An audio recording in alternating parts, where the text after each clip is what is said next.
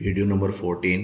और video number 14 है chapter number 3 उत्पादन तथा लागत से, जिसमें आज हम पढ़ेंगे उत्पादन तथा उत्पादन की अवधारणाओं के बारे में। ठीक है, मैं हूं नकुल सर और आप देख रहे हैं अपना पसंदीदा चैनल द ग्लू एंड ढाली। सबसे पहले चैनल को सब्सक्राइब करना मत भूलिएगा और उत्पादन के अर्थ को समझने के लिए पूरी वीडियो को देखिएगा। सबसे पहले उत्पादन के अर्थ की बात करें। उत्पादन नॉर्मली किसी से पूछिए कि उत्पादन किसे कहते हैं, कि प्रोडक्शन क्या है, तो वो कहेगा किसी भी वस्तु का निर्माण करना ही उत्पादन है। यानी कि उत्पादन से अभिप्राय किसी भौतिक वस्तु की निर्माण करने से। लेकिन मैं आपको बता दूं, वैज्ञानिक दृष्टिकोण से वैज्ञानिक लोगों ने कहा है क्योंकि इंसान जो है ना ही किसी वस्तु का निर्माण कर सकता है ना ही उसे नष्ट कर सकता है। ठीक है ना, यानी कि इंसान के अंदर इतनी काबिलियत नहीं है कि किसी नई वस्तु का निर्माण कर दे या प्रकृति ने जो वस्तु दी है उसकी खत्म कर दे। तो करता क्या है मनुष्य? अपनी आवश्यकताओं की पूर्ति के लिए मनुष्य क्या करता है, जो प्रकृति से वस्तुएं मिली हैं उसकी उपयोगिता का सृजन करता है या फिर उसकी उपयोगिता में वृद्धि करता है। और उसकी वस्तु की उपयोगिता में वृद्धि करना या फिर उपयोगिता का सृजन करना ही क्या कहलाएगा? उत्पादन कहलाएगा। ठीक है ना, इसी को हम उत्पादन कहते हैं। तो ऐसे में उत्पादन की अगर परिभाषा की बात करें कि उत्पादन क्या है, तो हम कह सकते हैं कि उत्पादन एक ऐसी आर्थिक क्रिया है जिसमें किसी वस्तु की उपयोगिता या मनुष्य मूल्य में वृद्धि की जाती है। कोई भी वस्तु हो, अगर उसकी उपयोगिता बढ़ा दी जाए, लोगों के लिए प्रयोग, लोगों की आवश्यकता की संतुष्टि होती है, पूर्ति होती है, ठीक है ना, तो उस क्रिया को हम उत्पादन कहेंगे। फॉर एग्जाम्पल हम यूँ कहें कि एक कपड़ा है, कपड़े का टुकड़ा है। कपड़े के टुकड़े को क्या करता है, दर्जी जो होता है उसको काटता है, सिलता है, सिलने के बाद उसको शर्ट बना के तैयार कर देता है। कपड़े का कोई यूज़ नहीं था, लेकिन जैसे शर्ट बनाया उसकी कीमत बढ़ गई। जो कपड़ा जो है पहले 200 रुपए मीटर मिलता था, वो शर्ट बनाने के बाद उसकी कीमत जो है 800 रुपये हो गई। यानी कि 200 से 800 600 रुपये कीमत बढ़ गई। यानी कि दर्जी ने क्या किया? उत्पादन किया। ठीक है ना, मूल्य का। उसी प्रकार से एक नाई है, एक नाई बाल काटता है, बाल काटने के बाद अपना 20 मिनट देता है, 20 मिनट देने के बाद काटने के बाद 50 रुपये वसूल करता है, तो नाई ने 50 रुपये का उत्पादन किया। तो ये सारी क्रिया जिससे मूल्य का सृजन होता है उसे हम जो क्या कहेंगे? उत्पादन कहेंगे। प्रोफेसर थॉमस ने भी कहा है कि वस्तु के मूल्य में वृद्धि करना ही उत्पादन है। ठीक है ना, आप क्या कर रहे हैं? मान लीजिए आपने कोई सामान खरीद के लेके आए 100 रुपये में। आपने कोई सामान 100 रुपये में खरीद लिया और उस 100 रुपये के सामान को 120 रुपये में बेच दिया, तो कितने रुपए का प्रॉफिट कमाया आपने? 20 रुपये का। यानी कि आपने 20 रुपये का उत्पादन किया। यह भी उत्पादन का ही एक प्रकार है। अब हम बात करेंगे उत्पादन की अवधारणाओं की। उत्पादन की 3 अवधारणाएं होती हैं। ठीक है ना, कुल उत्पादन, सीमांत उत्पादन और औसत उत्पादन। कुल उत्पादन को टोटल प्रोडक्शन कहते हैं, शॉर्टकट में लिखते हैं टीपी। सीमांत उत्पादन को मार्जिनल प्रोडक्शन शॉर्टकट में लिखते हैं एमपी। औसत उत्पादन यानी कि एवरेज प्रोडक्शन शॉर्टकट में लिखते हैं एपी। अब तीनों को विस्तार से समझते हैं।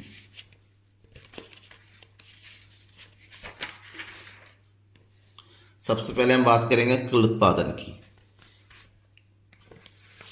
ठीक है, कुल उत्पादन क्या है? एक निश्चित समय अवधि में उत्पत्ति के साधनों का प्रयोग करके उत्पादित की गई वस्तु और सेवाओं की कुल मात्रा को कुल उत्पादन कहते हैं।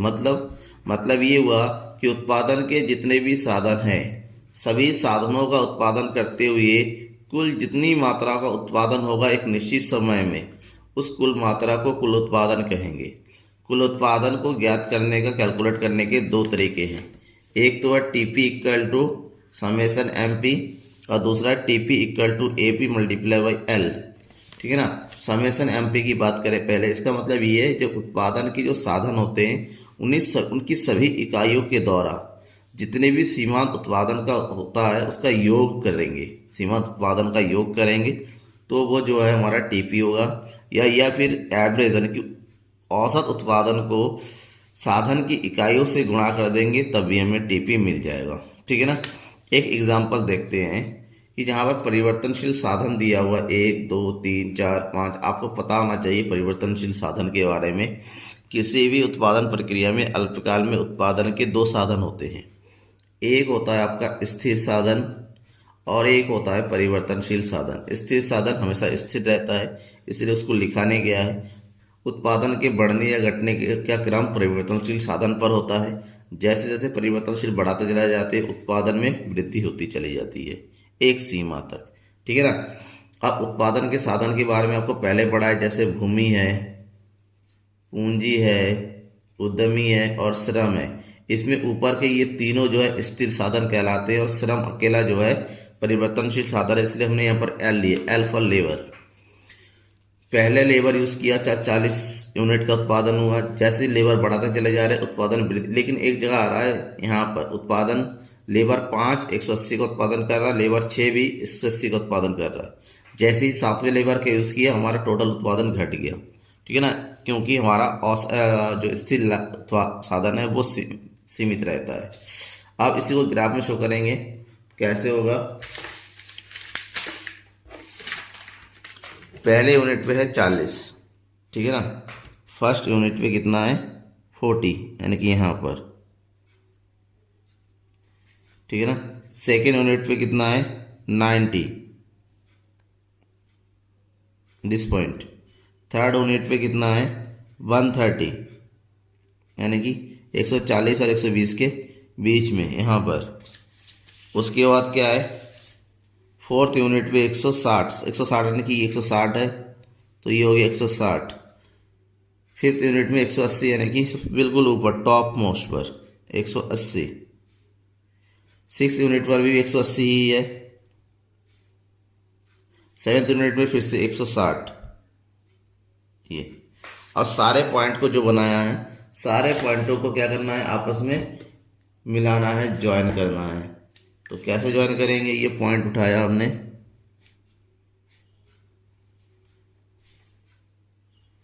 ये जो ग्राफ बनेगा आपका टोटल प्रोडक्शन का बनेगा। पहले ऊपर चढ़ेगा, एक जगह के इक्वल हो जाएगा, फिर घटने लगेगा।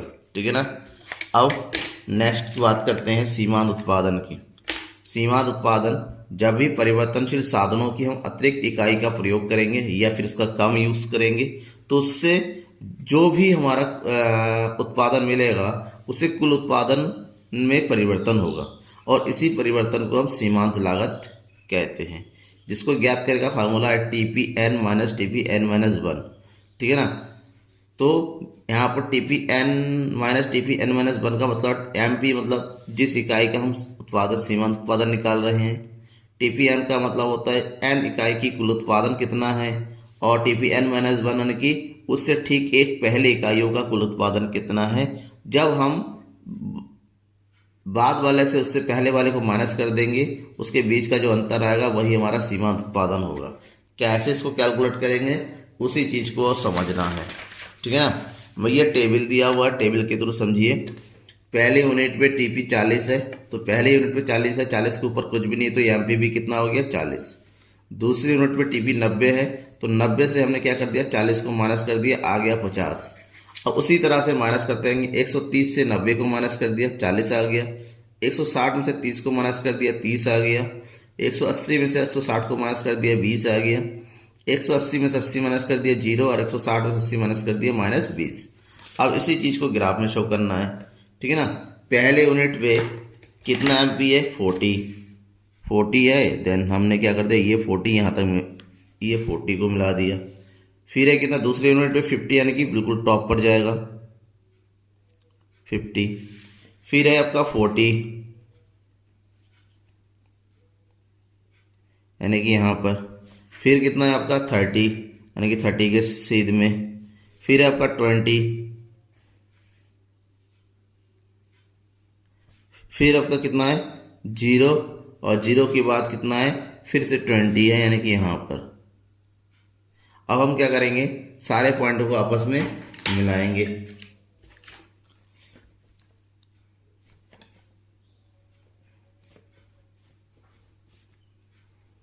ये जो ग्राफ बनेगा इस ग्राफ को कहेंगे हम MP सीमांत उत्पादन ग्राफ। ठीक है ना। अब नेक्स्ट हम बात करेंगे लास्ट औसत उत्पादन की।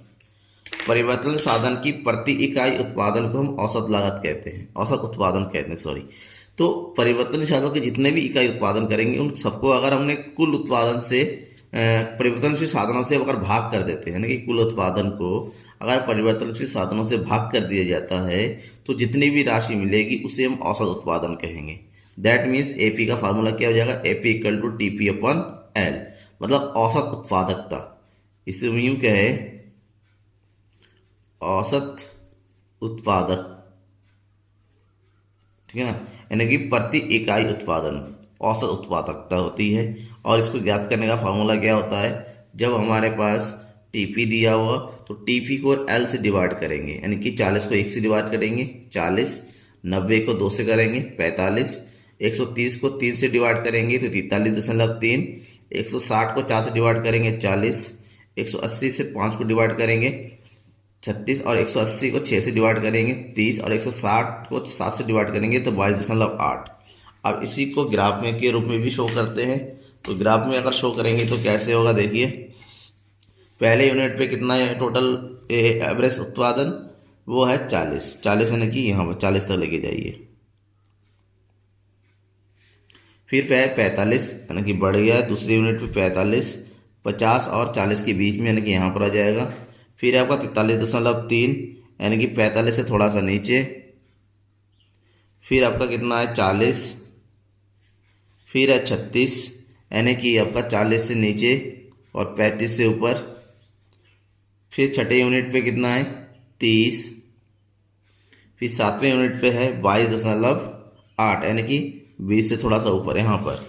अब सारे पॉइंटों को आप मिला दीजिए आपस में।